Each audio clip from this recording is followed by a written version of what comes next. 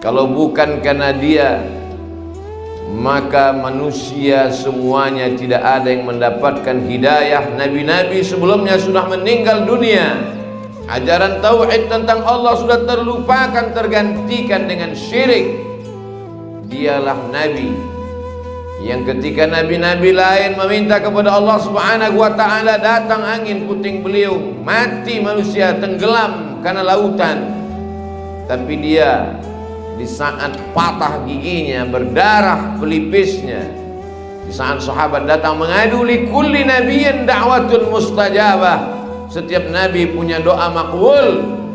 Berdoalah, memintalah kepada Allah wahai Rasulullah, supaya musuh-musuhmu mati dan hancur.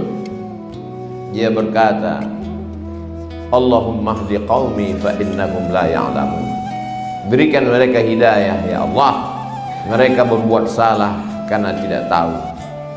Dia adalah seorang nabi yang diutus Allah Subhanahu wa taala menyempurnakan nikmatnya. Al-yauma akmaltu lakum dinakum, hari ini kusempurnakan bagi kamu agamamu. Wa atmamtu alaikum ni'mati, dan aku sempurnakan nikmat harta, nikmat umur, nikmat negeri. Kesempurnaan nikmat adalah waraditu lakumul Islam madina, aku jadikan Islam sebagai agama kamu. Setiap hari Jumat khatib berpesan, wala tamutunna, jangan sampai kamu mati illa wa antum muslimun, kecuali kamu dalam keadaan muslim. Ketika ada orang mengatakan aku percaya kepada Allah, aku yakin kepada Nabi Musa, aku percaya kepada Nabi Isa, tapi aku tidak percaya kepada Muhammad sallallahu alaihi wasallam, maka langsung ayat turun, qul, katakan, in kuntum tuhibbunallah, kalau memang betul kalian cinta kepada Allah, fattabi'uni, ikutilah aku, ikuti Sayyidina wa Maulana Muhammad sallallahu alaihi wasallam. Suatu ketika datang Sayyidina Umar ibn al-Khattab membawa lembaran-lembaran Taurat. Nabi bertanya, apa itu wahai Umar? Ini adalah lembaran-lembaran tulisan Bani Israel tentang pesan-pesan Nabi Musa alaihissalam. Nabi menarik dan merobeknya. Lau kana Musa hayyan, seandainya Musa masih hidup hari ini, ma wasa'ahu illa ayyattabi'ani, dia akan ikut aku, dia akan menjadi umatku. Walaupun dia membelah Laut Merah, dia akan menjadi umatku wahai Umar. Dan itu terlihat pada peristiwa Isra dan Mi'raj, saat Allah memperjalankannya minal Masjidil Harami ilal Masjidil Aqsa. Begitu sampai di Masjidil Aqsa, dia melaksanakan sholat. Nabi Ibrahim sebagai makmum, Nabi Musa sebagai makmum, Nabi Isa sebagai makmum. Sebagai imamnya adalah Sayyidina wa Maulana Muhammad sallallahu alaihi wasallam. Itulah mengapa kita menyebutnya Sayyidina, karena dia berkata, ana sayyidu waladi Adam, seluruh anak cucu keturunan Adam, akulah pemimpinnya. Ana sayyidu waladi Adam, aku pemimpin anak cucu makhluk keturunan Adam. Lalu kemudian kita pun mengatakan Sayyidina wa Maulana wa Syafi'ina wa Zuhrina wa qurrati a'yunina Muhammad sallallahu alaihi wasallam.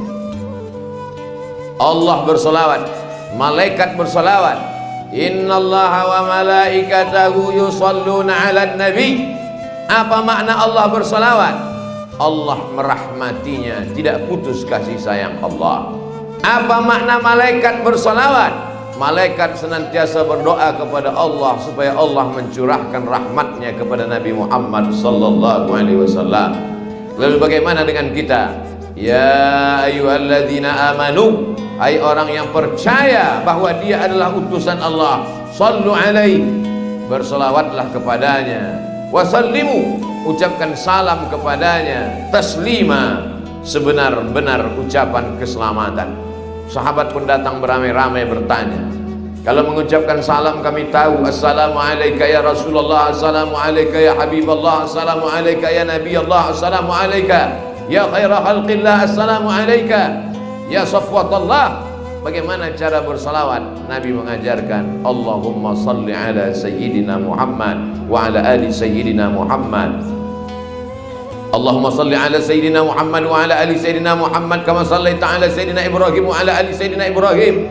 Allahumma barik ala Sayyidina Muhammad wa ala ali Sayyidina Muhammad kama barakta ala Sayyidina Ibrahim wa ala ali Sayyidina Ibrahim innaka Hamidum Majid.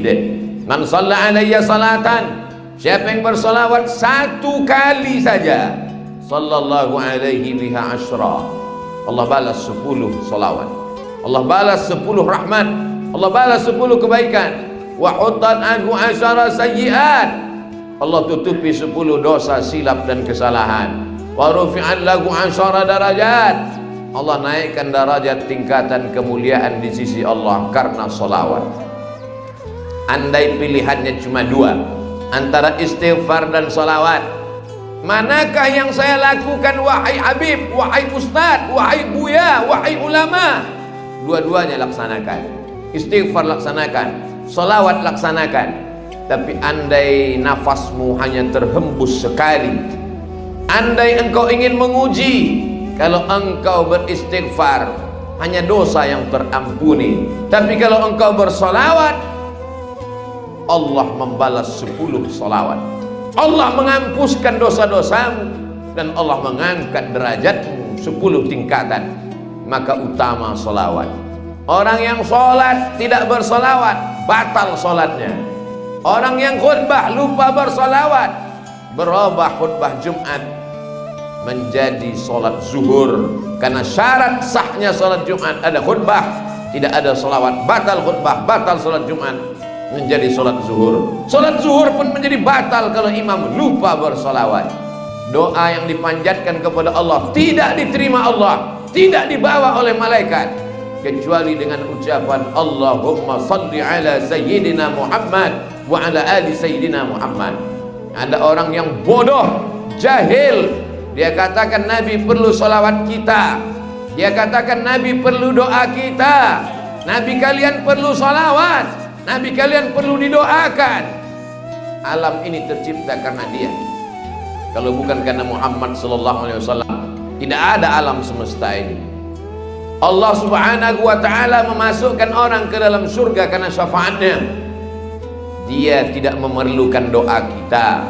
Andai tidak ada lagi manusia bersolawat di atas dunia ini, tidak mengurangi kemuliaannya. Andai semua manusia bersolawat di atas muka bumi ini, dia tidak bertambah mulia, karena dia sudah mulia tanpa kita. Kita bersolawat karena kita ingin dekat dengannya. Di saat semua makhluk ingin dekat, siapa yang paling dekat? Aqramu majlisan, orang yang paling dekat tempatnya dengan Nabi. Aktsaruhum salatan, orang yang paling banyak bersolawat. Allahumma salli ala Sayyidina Muhammad wa ala Sayyidina Muhammad. Terkhusus pada hari Jumat, inna salatakum ma'rudatun alayya, salawat kamu dibawa ke makamku di Masjid Nabawi. Sahabat Nabi itu cerdas. Mereka tidak hanya mendengar, tapi mereka berpikir dan bertanya, kaifa salatuna ma'rudatun alaika wa qad arimta? Bagaimana mungkin selawat kami dibawa kepadamu padahal engkau sudah mati, meninggal dunia, sudah dimakan cacing tanah? Untuk apa lagi selawat kami dibawa ke makammu ya Rasulullah? Rasul menjawab, innallaha harramal arda ajsadal anbiya. Allah mengharamkan tanah memakan jasad para nabi. Jasad nabi tak dimakan cacing tanah. Kalau ada orang sekarang yang tidak percaya, maka sesungguhnya orang Yahudi Bani Israel dengan keilmuan dan keyakinan mereka percaya bahwa jasad nabi itu tidak dimakan cacing tanah. Mereka tahu untuk masuk ke kota Madinah syaratnya mesti muslim. Mereka pura-pura menjadi mu'alaf masuk Islam, menyewa rumah di dekat Masjid Nabawi. Kamarnya dia lobangi untuk menembus makam Nabi Muhammad sallallahu alaihi wasallam. Allah menjaga jasad Nabi Muhammad. Bagaimana cara Allah menjaganya? Allah mempertemukan sultan yang berkuasa saat itu bernama Nuruddin Zangki, berjumpa dengan Rasulullah sallallahu alaihi wasallam, "Hai sultan yang adil dan amanah, ada orang yang ingin mencuri jasadku." Maka saat itu juga Sultan Nuruddin Zangki memerintahkan bala tentaranya periksa semua rumah-rumah yang ada di kota Al-Madinah Al-Munawwarah. Mereka pun menemukan ada satu kamar yang sudah siap menggali lubang terowongan menuju makam jasad Rasulullah SAW. Terselamatkan. Lalu kemudian ditemboklah dengan tembok besi sekeliling makam Rasulullah SAW. Begitu Allah menjaga jasad Rasulullah sallallahu alaihi wasallam. Yahudi tak dapat menembusnya, cacing tanah tak memakan darah dagingnya. Allah menjaganya. Dia adalah manusia yang ketika semua orang berjemur di atas panas terik padang mahsyar, ada yang tenggelam karena keringatnya sampai ke mata kaki, ada yang tenggelam sampai ke lutut, sampai ke pinggang, sampai ke perut, sampai ke leher. Mereka tidak tahan karena tegak terlalu lama. Mereka datang menghadap Nabi Adam alaihi salam.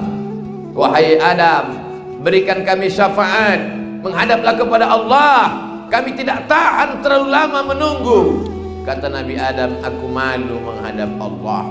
Ketika Allah mengatakan kepadaku, "La taqraba hadhihi syajarah," jangan dekati buah khuldi, fatakuna minaz zalimin, nanti kau jadi orang zalim, aniaya. Aku lupa, aku silap, aku tersalah, aku termakan buah khuldi, lalu aku bertobat. Rabbana zalamna anfusana wa illam taghfir lana wa tarhamna lanakunanna minal khasirin.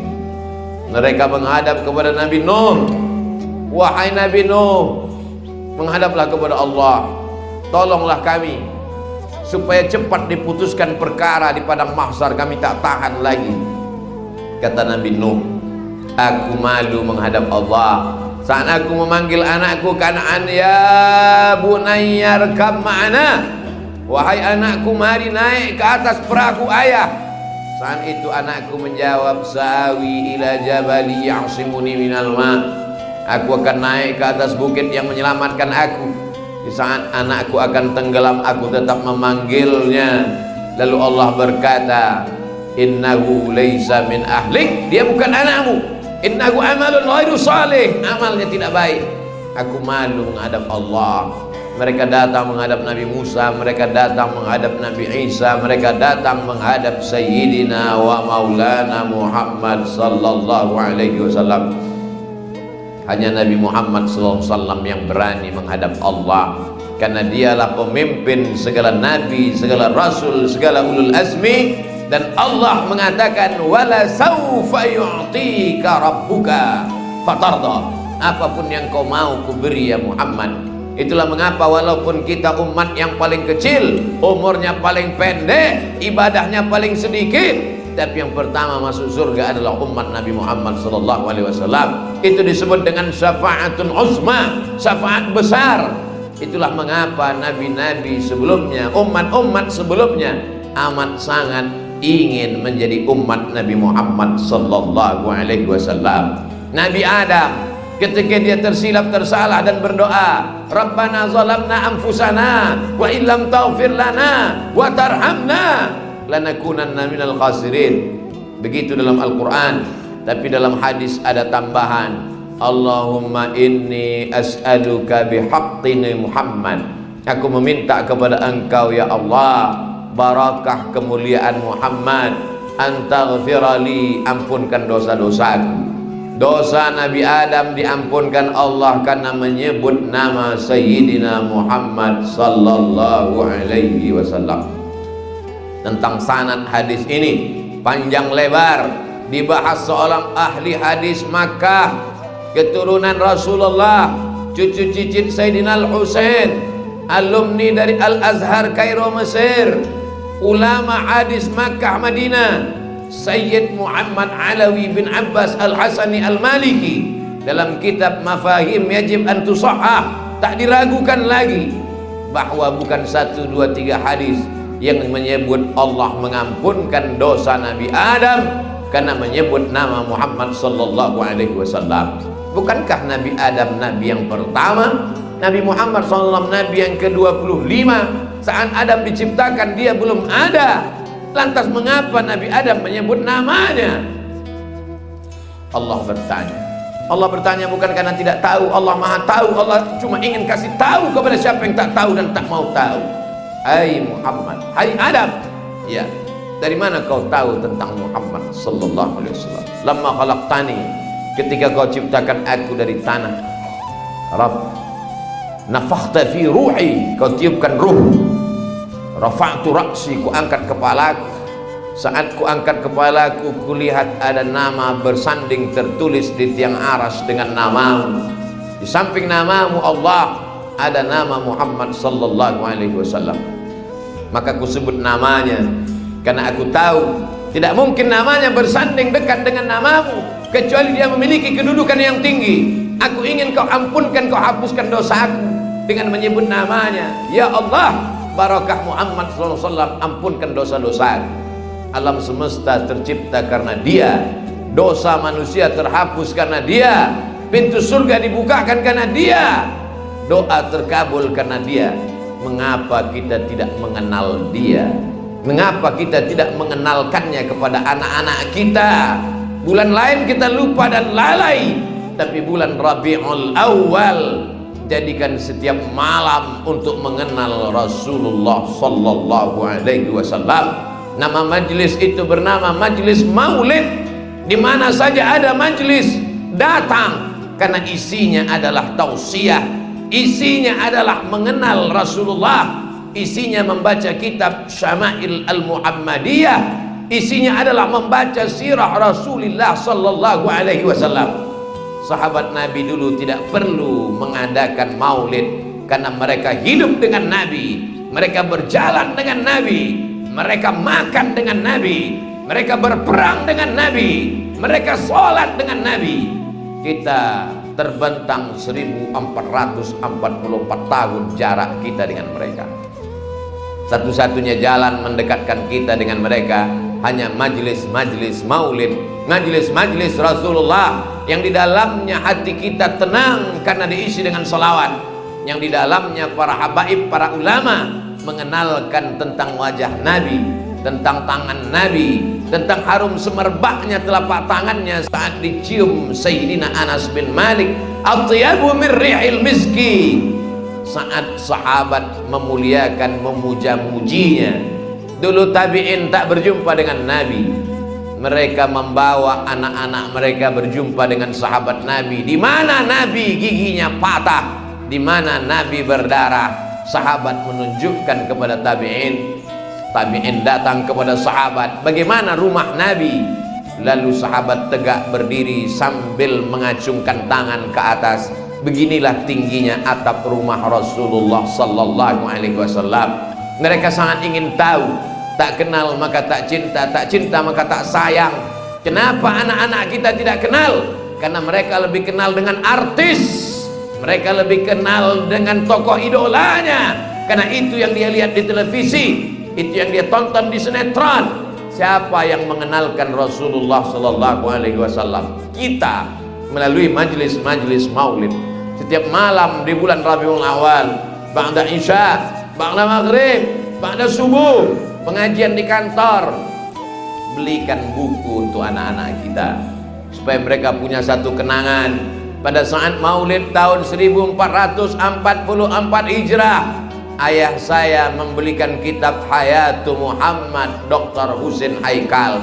Ayah saya membelikan Ar-Rahiq Al-Maktum, pemenang lomba maulid Nabi yang diadakan di kota Makkah Al-Mukarramah. 150 penulis dunia ikut berkompetisi berlomba.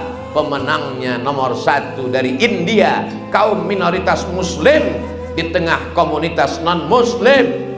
Dia adalah Syekh Safiur Rahman Al-Mubarak Furi. Sekolah-sekolah, kampus-kampus buat lomba menulis makalah, menulis cerpen, menulis novel. Sekolah-sekolah buat lomba bercerita tentang Rasulullah sallallahu alaihi wasallam. Jadikan bulan Rabiul Awal sebagai titik awal kecintaan. Dari cinta itu akan tertanam kerinduan, Dari kerinduan itu akan terbawa ke dalam mimpi, dari mimpi akan berwujud pada kenyataan. Kalau sudah nyata, maka kematian menjadi sesuatu yang diinginkan, karena satu-satunya cara ingin berjumpa hanya melewati pintu kematian.